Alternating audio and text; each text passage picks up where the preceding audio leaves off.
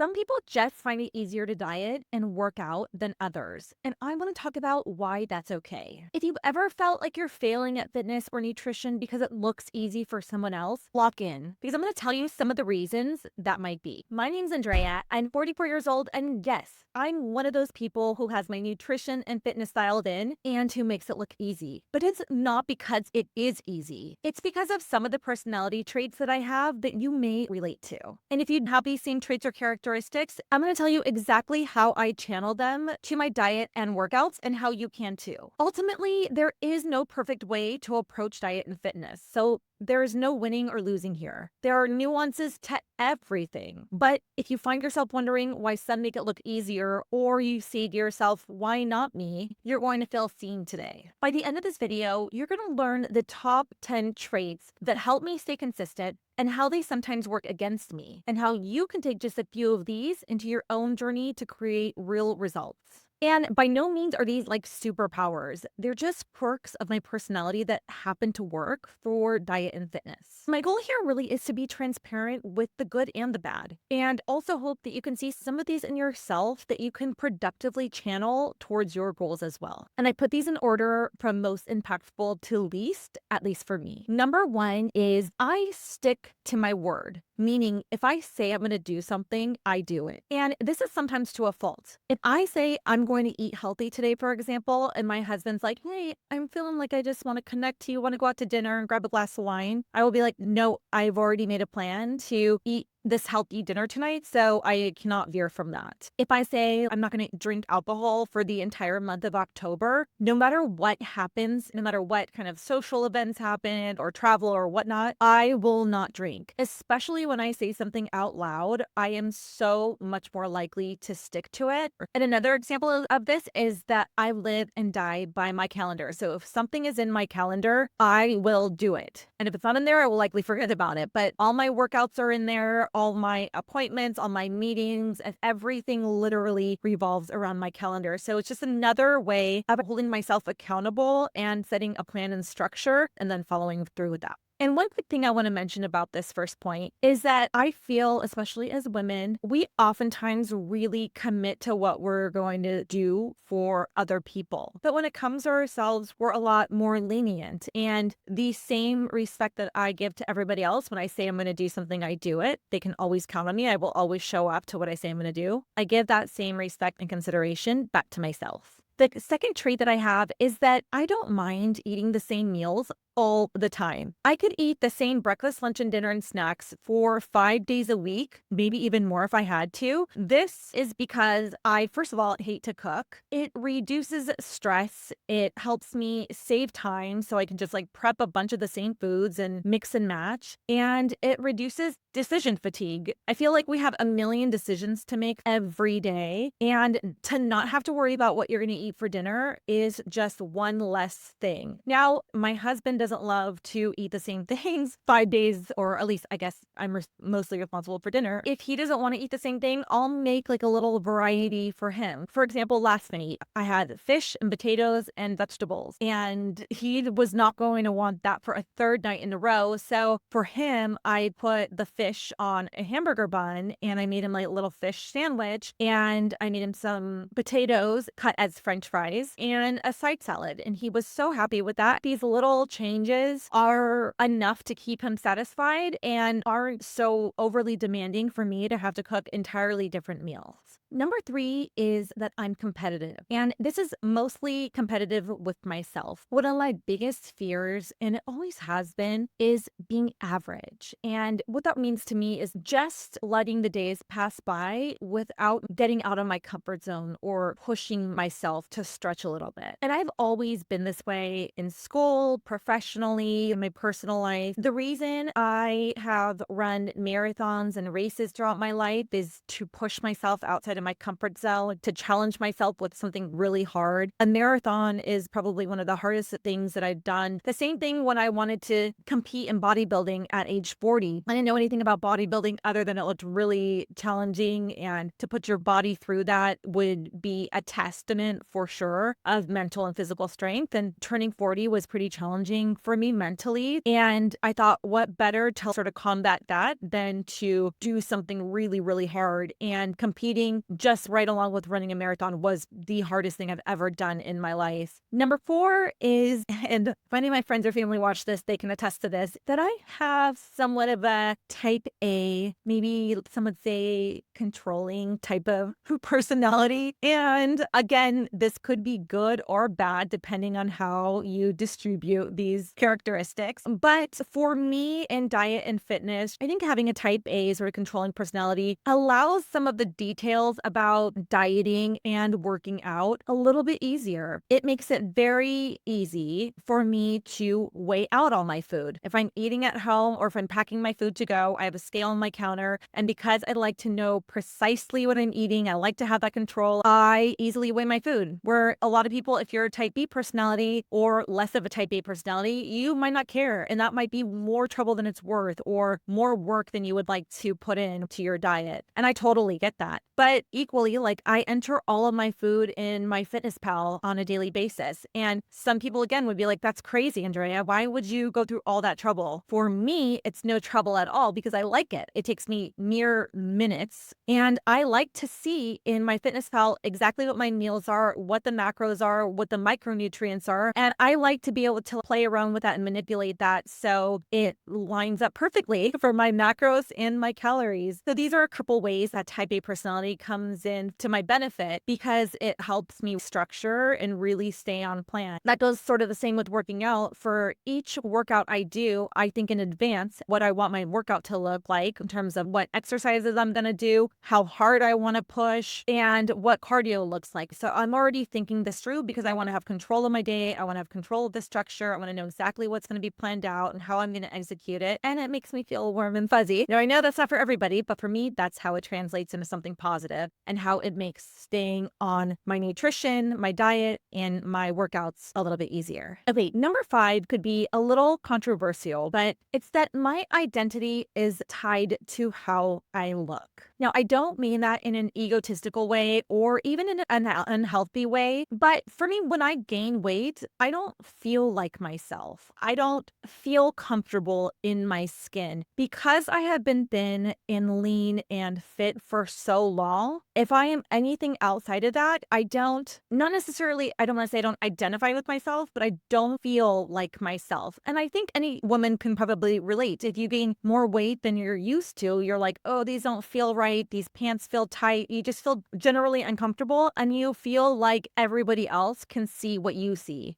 And alongside of that, let's say I take some time off from the gym, like I took 2 months off for my surgery. I also acknowledge that people around me in my orbit, in my world, in my day-to-day or week-to-week life know me also as being lean and fit. And so if they haven't seen me for a while and then they see me as something other than that, that also is in my mind. I don't want to show up and they'd be like, ooh, she let herself go. And okay, now that I'm like saying this out loud, maybe it is a little bit of an ego. I don't know. I can't really place my finger on it. I really try to check my ego, so that's why I'm conscious to say that it's not, but then also maybe it is. But I just identify with this person in my body, and I've worked very hard for a very long time to achieve this at 44, that I don't want to go backwards. And so if I do feel a little comfortable, my clothes are tight, or I know I've gained some weight, I was on vacation or out for surgery or whatever the case may be, I am motivated to get back to my diet and motivated to get back to my workouts because I want to get back to the person I identify with. I'd like to say it's less ego and just more self-awareness. Okay, number 6 is I am high energy. And I actually think this is partly genetic because my mom is 78 and she is so active. She does not work out. She never has worked out. In fact, my mom is like eating hot dogs from 7-Eleven as her lunch, which is wild to me. But she is so active and she has so much energy. And I think having a lot of energy helps me just get up and go. In fact, anytime we have like a rainy weekend here, I'm always like, oh, that's so great. Like, I just want to lay around and veg out all weekend. And then by halfway into the first day, I'm crawling out of my skin. I'm like, get me out of here. What else can we do? Let's go do something. Because I find it hard just to like not expend that energy somehow. And don't get me wrong, I don't mean like I can't lay around and binge Netflix. Trust me, I can and I do. But you don't have to ask me twice if I want to go for a walk or go for a bike ride or do something active. I'm just like always in the mood to do something. And how does this help me with my diet and nutrition? Well, it helps me get my workouts in almost always, unless I'm like on my period or just circumstances are making me not feel it. I almost always look forward to my workout in the morning. I think it's a great way to start the day. I'm usually not a morning person, so trust me when I say I'm not like getting up and jumping out of bed and, singing Disney songs. It takes me a while, but I am excited to go to the gym and get some blood flowing and get some movement in. And then at the end of the day, I kind of look forward to doing some cardio and watching something on the treadmill while I'm doing it. And I just look forward to these because I have the energy to do so. Now, I'm sure some of that has to do with my diet. Like I said, probably a lot from genetics, but also my diet because I eat relatively healthy. And I think that fuels me in a certain way and enables me to have this energy. But I just feel like it helps me be open to activities. Number 7 is I am not afraid of trying new things or of change. I love to try new activities, new sports. I love to try new gyms. I don't care about being the new person who doesn't know anything about the equipment or where anything is or how to do something. Like I will watch, I will learn, I will ask, I will enlist experts, I'll research. I love doing and trying new things. And I think that can be challenging for a lot of people who may not have a lot of experience in a gym or with athletics or with activity. And so you kind of just feel like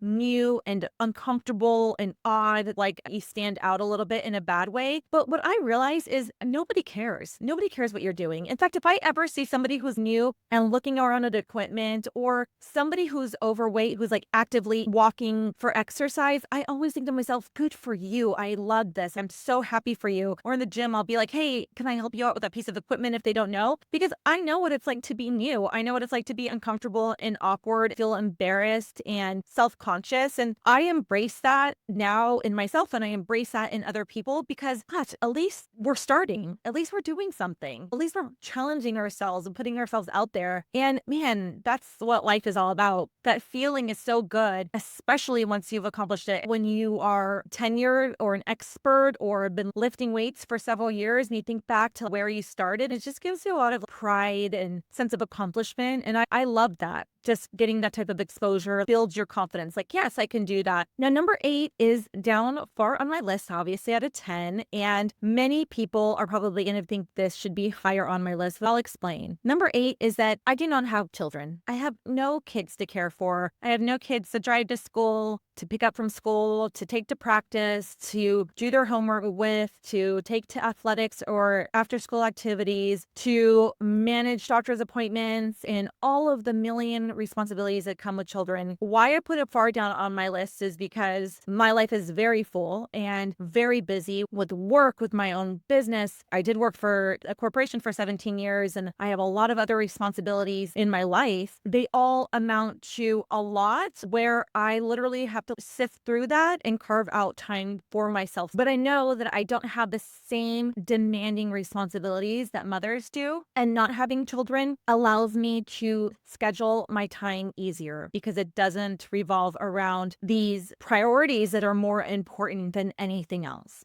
So because I don't have children, if I want to wake up super early and go work out before I start the rest of my day, or if, for example, today I want to do my cardio at 6 p.m. when a lot of mothers are helping with homework, picking up from sports or daycare or making dinner or a million things, I don't have to do that. So for all you mamas out there, mad respect. I have no idea what it's like except for I did babysit my 16-month-old goddaughter last weekend. And I know that for that 48 hours, every single minute revolves around her. So I can put myself in your shoes and see how finding time to eat healthy and finding time to exercise, while not impossible, can be really, really challenging. Number 9 is maybe something you guys can't all adopt, but it is the fact that I live in San Diego. Now, I am born and raised in Southern California, but I've also lived a couple years in Boston and a few years in St. Louis. So I know well enough that living in San Diego with our weather and our climate is a blessing. And why it helps me with my diet and fitness is because it's always beautiful outside. So on those occasions when I'm like, hey, it's it's a rainy weekend, they don't happen very often because usually the sun will come up and you can't help but feel guilty not being outside. It's literally that beautiful. And I happen to live close to the beach, so who doesn't want to go for a nice stroll or bike ride down by the beach? It's so hard not to get outside and be active. I know not everybody can replicate that year-round nice weather, and trust me, I know living in Boston and St. Louis that it's really, really hard during the winter months to stay active. I must have gained 15 pounds because it's either super hot and humid and you don't want to go outside, or really cold and snowy and rainy and you don't want to go outside. And that's about 6 months of the year. And so I understand what it's like and how hard it can be mentally and physically to get yourself moving and eating right. So I do think living in San Diego definitely contributes to my active lifestyle. And there's a lot of good looking people in San Diego. And so you feel some motivation, inspiration when you look around and a lot of people are fit and active and all the restaurants have very healthy options. You feel inspired to live that lifestyle. And then number 10 is that because I have been doing this for so long, meaning I have been eating a healthy diet, I have been exercising for a long time, I run, I do a lot of outdoor activities. Because I lived that way for so long, it is now second nature to me. And like we talked about, a new change or challenge or new activity, starting something new is so, so hard. In fact, if I can just be honest, me creating YouTube videos is something really new for me. It's incredibly uncomfortable. I want to say I hate it. I don't hate it. I'm not good at it because it takes time and practice, but I know that in order to get through the discomfort of doing something new, you just have to do it. You have to continue to be uncomfortable to get good at it. And the same thing goes with diet. The same thing goes with nutrition. The same thing goes with your health. And the same thing goes with your workouts. You just have to keep doing it. And then one day you look back and you're like, I cannot believe that was so hard. I cannot believe